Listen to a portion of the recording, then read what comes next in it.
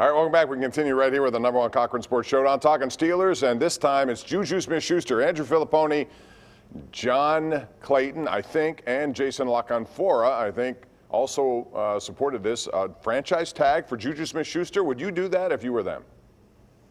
Well, I wouldn't play him on that. They can't afford to give a guy, $15 million a year to play wide receiver when they've got great depth there, Bob, and they draft wide receivers so well. But the idea was you tag him, it's a placeholder, and then you trade him for a second-round pick or even a first because you can get better than the comp pick you'll get back, which is a third-round pick in next year's draft. So, yeah, if you can make the money work, I think that's called asset management, and a lot of teams do it.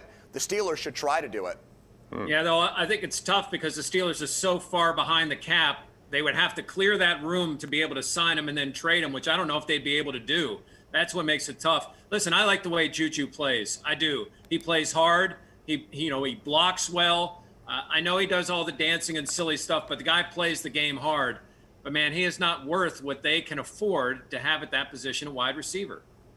Yeah, the trade that Andrew brought up, if they were able to swing that for a good draft pick, it sounds great. Sure, if you can pull it off, but I think we can agree that he has likely played his final game with the Steelers. Yep. He's a really good player. He's not a great player. Okay, we thought maybe after his second year, maybe this guy's a great player. And I don't want to say he was completely a creation of Antonio Brown and all the attention he received. He's a good player. That's all he is. I couldn't justify giving him that kind of money. And the fact is, receiver still should be an area of strength even without him, with Deontay Johnson and Claypool and James Washington. That's still a pretty darn good 1, 2, 3, even without Juju. And they have other concerns where they need to spend that money. Well, here's another name that's come up, and only because it was going to happen. J.J. Watt is released. It's a mutual situation with Houston. So now, because there are 2 Watts here, even though we've only really seen one, the third would come here, and people would love that, even though I don't know that it would make them a better team. So, Andrew, would you do this? And how much money would you be willing to put in front of him to come here? Because I can't imagine it would be a lot. He's probably going to want to play for a championship. He's probably going to want much more than they can have. But is it possible? And would you do it? Well, if he wants to play for the veteran minimum, which is right around $1 million because he wants to, eat dinner, family dinner on Friday with his brothers, fine. I mean, you find a way to make that work, okay? And then you figure out with Tuitt and Hayward who goes in, who comes out. But short of that, I mean, no, I would not do it. He's not going to play nose tackle for you. He's not going to be an outside linebacker and take Bud's spot. He can do those things situationally. But that's a luxury you unfortunately can't afford. The only way you do it is if J.J. Watt says, I don't care about the money. I just want to be in the same facilities as my brothers.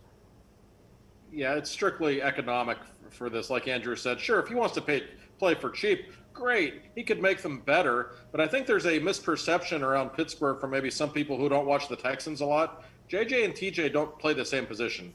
And I keep hearing people say, oh, he could be an edge rusher on the other side from his brother. No, that's not really what he is. He's a 3-4 defensive end, and he's a great one. That's what he is. But the fact is, he's not the player he was 5 years ago. He gets hurt all the time.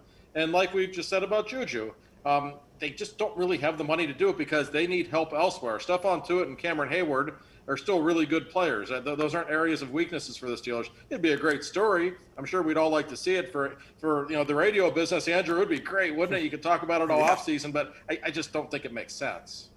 I mean, if you want to make a Thomas Tull movie about the Watt brothers, that makes sense. If he wants to be a backup to Stephon Tuitt for $2 million even, and he eats Chris Wormley's contract and is a backup at either of the end positions, great. I would do it. If he could play tight end, I would even be more into it. If he reverted back to his first college position and played tight end, I'd rather have him at that position than be a backup. There are very few places where the Steelers are as set as at defensive end. It doesn't make sense. I mean, if he wants to play, as Andrew mentioned, for a veteran minimum or maybe for $2 million, okay. I mean, the guy still has some game left and he could be a backup, but he's not anything more than that. Yeah, I think that's true. We'll see how it goes, but I got a feeling he's going to end up in Green Bay or something like that. Maybe even Tampa Bay. One of the 2 bays has a chance to win. We'll talk about that, I'm sure, more as the weeks go on. When we come back, we're going to talk about the Penguins. Their most complete effort of the year, I thought. 6-3 winners, but they still have a lot of issues. We'll talk about them next right here on the #1 Cochran Sports Showdown.